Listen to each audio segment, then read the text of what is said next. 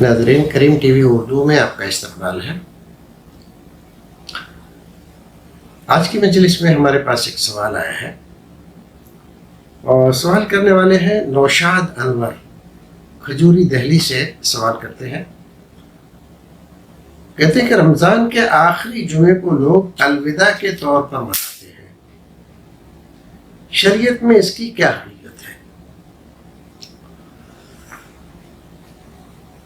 نوشاد بھائی، یہ ہماری بدنصیبی ہے کہ ہم نے عبادات کو تہوار میں تبدیل کر دیا ہے۔ عبادات کبھی تہوار نہیں ہوتی، تہوار لہو لعب کی چیزیں ہوتی ہیں، اور عبادات خالصتاً اللہ رب العزت کو راضی کرنے کا ذریعہ ہوتی ہے۔ تو جس کو آپ کہہ رہے ہیں کہ جمعۃ الوداع کو مناتے ہیں مسلمان، تو یہ جو منانے کا جو رجحان ہمارے یہاں پیدا ہوا ہے، تو یہ رجحان درست نہیں ہے۔ رمضان کا آخری جمعہ ہی جمعۃ الوداع نہیں ہے، بلکہ ہر ساعت، ہر لمحہ، ہر گھنٹہ، ہر دن رمضان کا الوداع ہے، واپس نہیں آتا۔ جو چلا گیا وہ واپس نہیں آتا۔ آج کا دن چلا گیا، اب واپس نہیں آئے گا۔ آپ نے 11واں روزہ رکھا تو اب یہ 11واں روزہ آپ کو نہیں ملے گا، 12واں رکھ سکتے ہیں آپ، 11واں نہیں۔ تو ہر لمحہ ہماری زندگی کا الوداع کا پیغام دے رہا ہے، واپس نہیں آتا۔ اسی لیے وقت کی قدر کرو اور اس کی عزت جانو۔ جمعۃ الوداع کو ہمارے یہاں اس لیے شاید منانے لگے کہ اس کے بعد عید آنے والی ہے، رمضان ختم ہو رہا ہے، تو اب عید کی خوشی منانے کا گویا کہ ایک طرح سے موقع ملے گا۔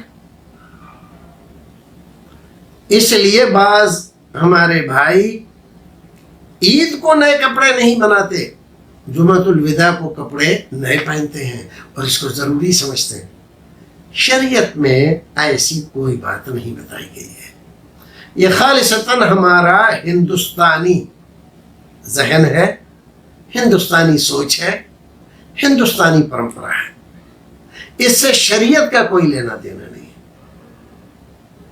کوئی آدمی اس کو شریعت سمجھ کر رہا ہے تو غلط کر رہا ہے۔ اور یوں ہی پہلا جمعہ گزر گیا، دوسرا گزرا، تیسرا پہلا جو چلا گیا، کیا وہ آئے گا دوبارہ؟ نہیں آئے گا۔ دوسرا چلا گیا، آئے گا؟ نہیں آئے گا۔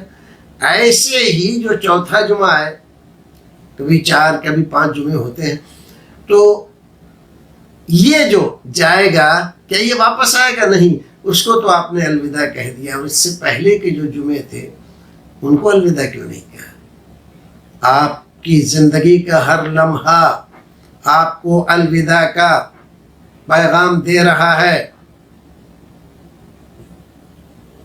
جدائی کی گھڑی سر پر کھڑی ہے، یہ پیغام ہے۔ تو لہذا زندگی میں کچھ کر لو، عبادتیں کر لو، اللہ کو راضی کر لو۔ یہ رمضان کا موقع ملا ہے، اس میں اللہ رب العزت کو راضی کر کے اپنے گناہوں کی بخشش کرا لو، اس کی رحمتوں سے جھولیاں بھر لو، جہنم سے اپنے آپ کو آزاد کرا لو، اللہ رب العزت کی نوازشوں عنایتوں کے لائق بن جاؤ۔